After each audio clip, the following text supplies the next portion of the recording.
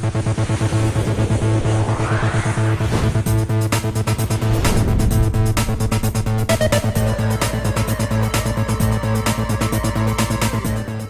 Doctor Babasaheb Ambedkar घटनाकार महामानव यांचा स्मृती दिन न्यायालयीन व्यवस्था बाबासाहेबांनी आपल्याला दिली.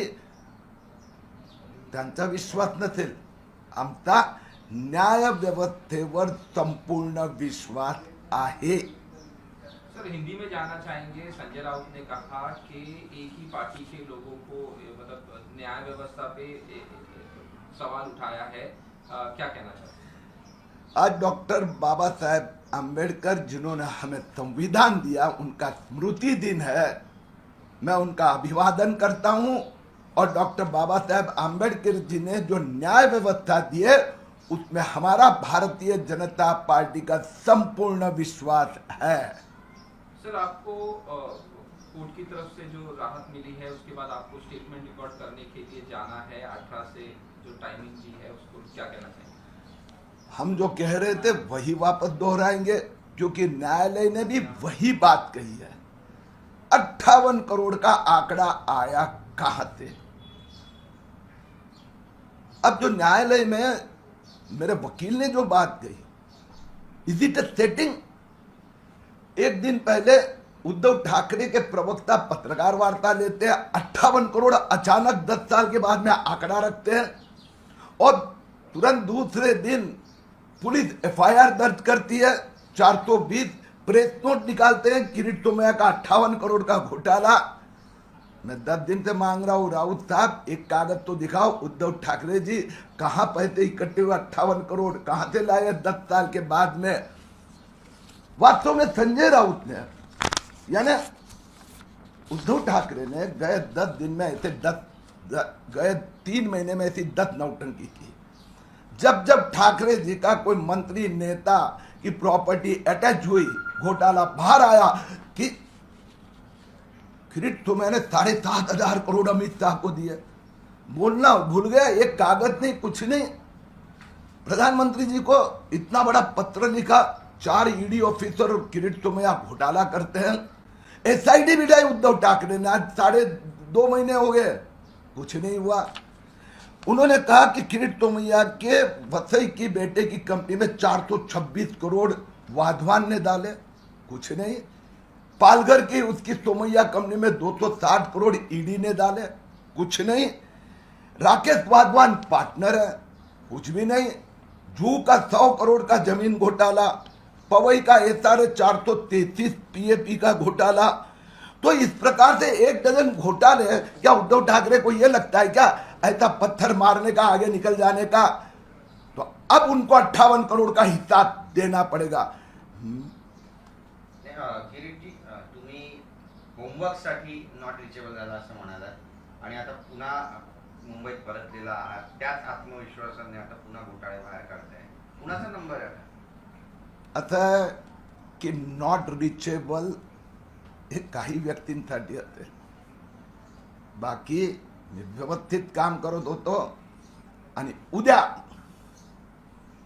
त्याचा एक नमुना आपल्याला बघायला मिळेल.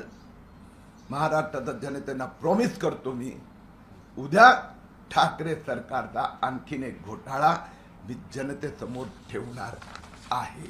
सर, आपकी जब एंटीसिपेटरी बेल रिजेक्ट हुई थी, उसके बाद आप ये कहा गया होम डिपार्टमेंट की तरफ से कि आप नॉट रीचेबल हैं, आपका कोई अता पता नहीं है, और संजय राउत की तरफ से बयान आया कि आपके खिलाफ लुकआउट नोटिस निकालना चाहिए. इस तरह से क्या कहना चाहिए? ये संजय राउत, उद्धव ठाकरे इस प्रकार की नौटंकी करने में माहिर है. संजय राउत तीसरे समन के बाद गए थे ईडी के पास. समन्स आता है, उसको कोई वारंट नहीं कहते. संजय राउत 2.5 महीने के बाद गए थे. मुझे छोड़ो, उनको कहो संजय उद्धव ठाकरे को हिम्मत है तो जवाब दे. 1 डजन नेताओं की प्रॉपर्टी 13 लोगों की अटैच हो गई घोटाले में, और कोर्ट ने उसके ऊपर रबर स्टैंप लगाया. ये पहली ऐसी महाराष्ट्र में या हिंदुस्तान में पहली कोई राज्य सरकार है कि घोटाले पे घोटाले पे घोटाले, जनते के पैसा लूटना. उद्धव ठाकरेचा मेहुणा श्रीधर पाटणकरची प्रॉपर्टी जप्त झाली. नवाब मलिक स्वतःही जप्त झाले, त्यांची पण प्रॉपर्टी जप्त झाली, संजय राऊतची प्रॉपर्टी जप्त झाली, अनिल देशमुख, प्रताप सरनाईक, भावना गवली, आनंद अडसूळ, अजित पवार, यशवंत यादव, अभी तो और अनेकों की होने जा रही होगी क्योंकि घोटाले का पैसा बाहर आया है। हसन मुश्रीफ, अनिल परब, सुजीत पाटकर, सदानंद कदम, घोटाळेबाज सरकारचा ह्याच्यापेक्षा आणखीन काय मोठा पुरावा पाहिजे? सर, ये कहा जा रहा है सरकार की तरफ से महाराष्ट्र में कि ये सब जो अटैच हो रहा है और ये सब ईडी की कार्रवाई ये महाराष्ट्र सरकार को अस्थिर करने के लिए ये सब किया जा रहा है, क्या कहना चाहते हैं? स्वाभाविक है, देखो जो माफिया है, माफिया सरदार है, उनके जो माफिया नेता जो लूट रहे हैं वो लूट जनता के सामने आ रही है और एक के बाद एक के ऊपर कार्रवाई हो रही है तो उनको डर लगना तो स्वाभाविक आहे। मी रिपीट करतो की मी जी नावं वाचली, आता हे घोटाळे सिद्ध झालंय, कोर्टाने मान्यता दिली। आज पण बघा परमवीर सिंगाच्या विरुद्धचे सगळे केसेस सीबीआय कडे गेले ना, तर म्हणून हे जे घोटाळेबाज आहेत त्यांचा घोटाळा सिद्ध होऊन त्यांचा प्रॉपर्टी जप्त होत आहेत।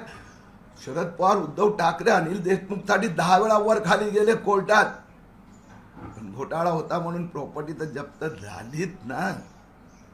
18 ते 21 या दिवसांमध्ये तुम्हाला इकॉनॉमिक ऑफेन्स विंगच्या कार्यालयामध्ये चौकशी कामी हजर राहण्यास सांगितले कोर्टाने, तुम्ही जाणार आहात का? मागे पण गेलो होतो आमचे प्रतिनिधी, नियमाप्रमाणे तुम्ही किंवा तुमचे वकील जाऊ शकतात।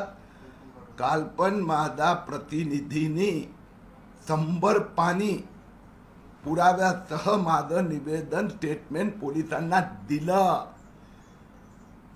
आम्ही कोर्टात आणि जी तपास यंत्रणा आहे त्यांना रिस्पेक्ट देतच आहोत। मी फुल डिटेल मध्ये त्यांना स्टेटमेंट दिलेले आहेत, पुरावे सह दिलेले आहेत की विक्रांत अभियान किरीट सोमय्यांनी 1997-98 पासून सुरू केलं। विक्रांत बताव डॉक्टर नीतू मांडके, किरण पैगणकरनी ही मूवमेंट चालू केली, अभियान बाळासाहेब ठाकरेंनी आशीर्वाद दिले। तत्कालीन भाजप सेना महाराष्ट्र सरकारचे मुख्यमंत्री मनोहर जोशी, गोपीनाथ मुंडेंनी यासाठी 40-42 कोटी राज्य सरकार देण्यास तयारी दर्शवली। त्यानंतर केंद्राचे संरक्षण मंत्री जॉर्ज फर्नांडिस, भांडुपला मोठी निबंध स्पर्धा मी घेतली होती, 42,000 विद्यार्थ्यांनी भाग घेतला होता 2003 मध्ये, ते स्वतः आले होते। पार्लमेंट असो, विधानसभा असो, अनेक वेळा हा मुद्दा मी उपस्थित केला होता। त्याचा भाग म्हणून चर्चगेट स्टेशनवर एक टोकन सिंबॉलिक, अरे असे सिंबॉलिक कार्यक्रम प्रत्येक पार्टी अनेक वेळा करतात आणि ते केल्यानंतर राजभवनात हे पैसे पाठवले, त्याची चिठ्ठी आहे, पत्र आहे, मी राज्यपालांना भेटलोय, हे पुरावे आहेत। नॉट ओनली दॅट, 10 डिसेंबर 2013 कार्यक्रम झाला, 13 डिसेंबरला मी राज्यपालांना भेटलो, 17 डिसेंबर 2013 भारतीय जनता पक्ष शिवसेनेचा प्रतिनिधी मंडळ गोपीनाथ मुंडेंच्या नेतृत्वाखाली राष्ट्रपतींना भेट, त्यांना पण हे आम्ही सांगितलं की मुंबई महापालिकेत शिवसेनेचे स्थायी समिती अध्यक्षांनी घोषित केलं महापालिका पण पैसे द्यायला तयार आहे। आम्ही सांगितलं, आम्ही एक टोकन कार्यक्रम केला। त्यानंतर 2014 मध्ये ज्यावेळी मोदीजींनी चार्ज घेतलं, विक्रांत वाचवण्यासाठी रिपोर्ट मागवला, तर 15 वर्षात ते सगळं चढलं गेलं होतं, खराब झालं होतं, हलवता येणार नाही म्हणून तो प्रकल्प विक्रांत म्युझियम बनवता आला नाही। त्याचा आज पण आम्हाला दुःखाने खंत आहे। पण एक फोटो आपण जर पाहिला, प्रणब मुखर्जी जे माजी राष्ट्रपती होते त्यांच्यासोबतचा सध्या व्हायरल होता, तुमच्या वकिलांनी काल दाखवला होता, ज्यात तुम्ही आणि संजय राऊत हे दोघं त्यामध्ये दिसत आहेत। तर या फोटोला दाखवण्यामागचा नेमका उद्देश काय, काय यामागची स्टोरी काय? 1997-98 मध्ये नीतू मांडके, किरणकर पैंगणकर माझ्याकडे आले, मी आमदार होतो, मुंबई भाजपचा अध्यक्ष होतो, मी त्यावेळी बाळासाहेब ठाकरेंची पण भेट घेतली होती, त्यांनीही घेतली होती। तर बाळासाहेबांनी सांगितलं हे वाचवलं पाहिजे। तर ही मोहीम जो आहे, अभियान, हे तेव्हापासून सुरू झालं होतं आणि त्यात मी पहिलंच सांगितलं, मुख्यमंत्री मनोहर जोशींनी पहिला पुढाकार समर्थन दिलं होतं, मुद्दा असा आहे रिपब्लिकन पार्टीने समर्थन केलं होतं, देशाच्या अनेक संस्थांनी समर्थन दिलं होतं, त्याचा भाग म्हणून 17 डिसेंबरला राष्ट्रपतींना आम्ही भेटलो, त्यावेळी पण ही घटना मी चेतनजी सांगितली होती. 11-12 हजार रुपये गोळा झाले होते, आम्ही पाठवले होते. आता प्रकारचे अनेक कार्यक्रम होते. आता त्याची पावती कुठे राहिली मिळाली 9 वर्षानंतर तेवढं लक्षात येत नाही. मुद्दा तो आज तो नाही आहे. संजय राऊतने पत्रकार परिषद उद्धव ठाकरेच्या सांगण्याप्रमाणे घ्यावी, 58 करोडचा आकडा द्यावा. किरीट सोमय्यांनी 4 बिल्डरच्या थ्रू मनी लॉन्ड्रिंग केले, संजय राऊतनी सांगितलं. किरीट सोमय्याचा मुलगा नील सोमय्याचा खात्यात हे पैसे जमा झाले पीएमसीच्या मार्फत, हे संजय राऊतनी सांगितलेलं आहे. 11,500 रुपये नाही.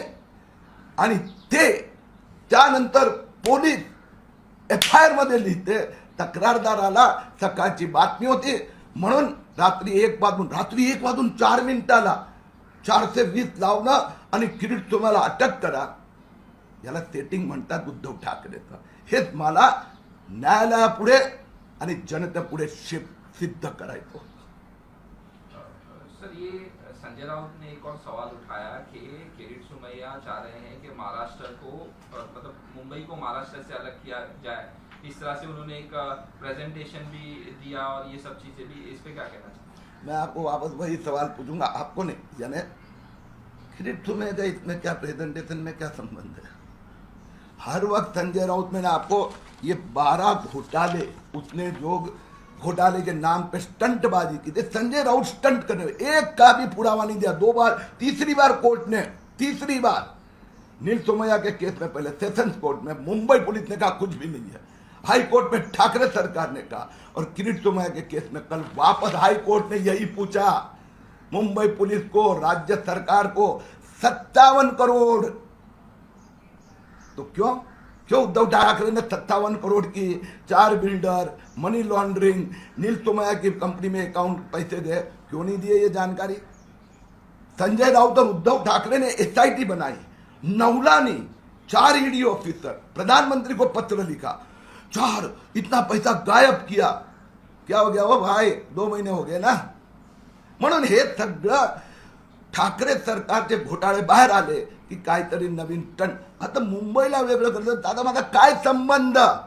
भारतीय जनता पक्ष किरीट सोमय्याचं स्पष्ट म्हणणं आहे, मुंबई महाराष्ट्राची राजधानी आहे, मुंबई महाराष्ट्राचा अविभाज्य अंग आहे. मुंबई ही मुंबई आहे, मुंबई महाराष्ट्राची आहे. सर, हिंदी में ये संजय राउत हर वक्त ऐसे कुछ 5-15 कागज रद्दी वाले के हाथ में लिखा, ऐसे कोड़े दिखाता है. मुंबई को महाराष्ट्र से अलग करो, विषय कहा था अभी? किरीट सोमैया ने जिंदगी भर यह कहा है, भारतीय जनता पार्टी का कहना है मुंबई महाराष्ट्र की राजधानी है. मुंबई मेरा जन्म मुंबई में, महाराष्ट्र के लिए अभिमान है, और मुंबई को महाराष्ट्र से अलग करने का कोई सवाल ही पैदा नहीं होता है. ये स्टंटबाजी करके संजय राउत उद्धव ठाकरे के कहने पर इनके घोटालों पे पर्दा डालने का प्रयत्न करेंगे. कल उद्धव ठाकरे साहब, आपके परिवार की और एक कंपनी का घोटाला जनता के सामने रखूंगा. सर, आपको हाई कोर्ट से राहत मिल गई, लेकिन जब सेशन कोर्ट से आपकी इंटरिम बेल रिजेक्ट की गई थी, आप थे नहीं. यहाँ आपके घर के बाहर रोड पे लिख दिया गया कि भाग सुमैया भाग. क्या कहना चाहते हैं किस तरह से? हाँ, इसीलिए मैं शाम को आ गया ना. आ गया ना शाम को जवाब देने से. वो भाग रहे. उद्धव ठाकरे के 15 मंत्री नेताओं की प्रॉपर्टी जब्त हो रही है. कोर्ट ने भी उस जब्ती को, अरे उनके उप मुख्यमंत्री का झरंडेश्वर साकर कारखाना जब्त भी हो गया, कोर्ट ने स्टे भी मार दी. तो घोटालेबाजों का पैसा वापस जनता की तिजोरी में जमा करवाना ये मेरा धर्म है, कर्तव्य है. मेरा सवाल उद्धव ठाकरे जी से कि आदित्य ठाकरे की 7 करोड़ की मनी लॉन्ड्रिंग नंद किशोर चतुर्वेदी के साथ की, क्यों अभी तक जवाब नहीं दिया? आपके साले की तो 6.5 करोड़ की प्रॉपर्टी जब्त हो गई. जवाब तो देना पडेगा. नक्की सर, काही मराठीत पण सांगा. उद्धव ठाकरेंच्या कुटुंबियाचा कोणता घोटाळा आणि काही सांगू इच्छिता त्याबद्दल की काढणारा मुद्दा आहे? आता आहे ना, सारं महाराष्ट्र विचारत असते 19 बंगलो कुठे गेले, का हो? आजपर्यंत उत्तर का नाही आहे? बंगले होते की नव्हते? होते तर चोरीला गेले तर मुख्यमंत्री काय करत होते? मुख्यमंत्री बायकोचे बंगलो गुल करतात तर बाकीच्यांचं काय होणार? मुख्यमंत्र्यांच्या मेहुणाची 6.5 कोटीची प्रॉपर्टी जप्त झाली, मुख्यमंत्री गप्प काय आहे? मुख्यमंत्रीचे पुत्र आदित्य ठाकरे, तेजस ठाकरे, कोमोस्टॉक घोटाळा, नंदकिशोर चतुर्वेदी 7 कोटी रुपयाचे मनी लॉन्ड्रिंग, उद्धव ठाकरेची बोलती का आहे? उद्या मी आणखीन ठाकरे परिवाराचा एक घोटाळा जनतेसमोर ठेवणार आहेत. घोटाळ्याबाजांवर कारवाई होणार नाही.